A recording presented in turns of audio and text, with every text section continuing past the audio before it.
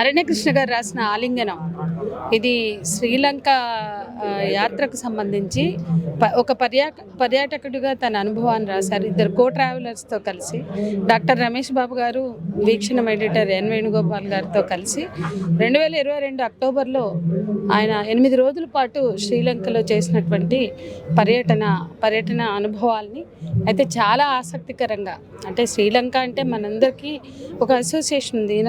తన ముందు మాటలని చెప్పినట్లుగా ఒక 50-60s ఉన్న వాళ్ళందరికీ శ్రీలంక అంటే గత కాలంలో చిన్ననాట ఆ సిలోన్ రేడియో వినడము, శ్రీలంక అంటే మన భారతదేశంలో ఒక భాగం అని భావించడం అనేది ఆయన చెప్పినట్లుగానే ఆ అనుభూతి అందరికీ ఉంటుంది.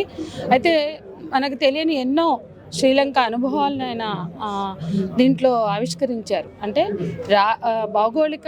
కేవలం భౌగోళికంగా రాజకీయంగానే కాదు, సాంస్కృతికంగా, ఆర్థికంగా, అందులోనూ వాళ్ళు వెళ్ళినటువంటి సందర్భం అది ఖచ్చితంగా 2022 అక్టోబర్లోనే. దాదాపు 2020 నుంచి 2023 వరకు శ్రీలంక చాలా సంక్షోభంలో ఉంది. ఆర్థిక సంక్షోభం 2022లో ఒక పెద్ద ప్రజా తిరుగుబాటు జరిగింది.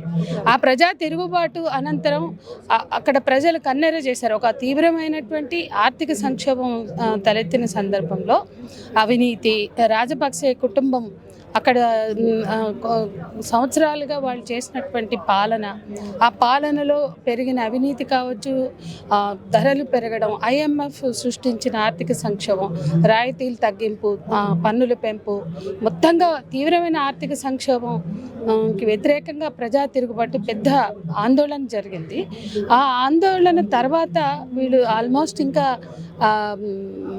వాతావరణం అక్కడ తిరిగి పునరుద్ధరణ జరగల. ఒక నియోలిబరల్ ప్రభుత్వం ఏర్పడినప్పటికీ అక్కడ తిరిగి ఏ రకమైనటువంటి స్థిరీకరణ జరగకముందే వీళ్ళు వెళ్ళారు. కొన్ని సందర్భాల్లో వీళ్ళు మాత్రమే, ఈ ముగ్గురే ఆ హోటల్స్లో టూరిస్టులుగా ఉన్నారు. అంటే అక్కడ మొత్తం 15% టూరిస్ట్ ఎకానమీ మీద ఉన్నటువంటి, టూరిజం మీద ఆధారపడిన ఆ దేశంలో టూరిస్టుల కోసం ఎంతగా ఎదురు చూస్తున్నారో కూడా ఈ పుస్తకంలో అనేక సందర్భాల్లో రాశారు.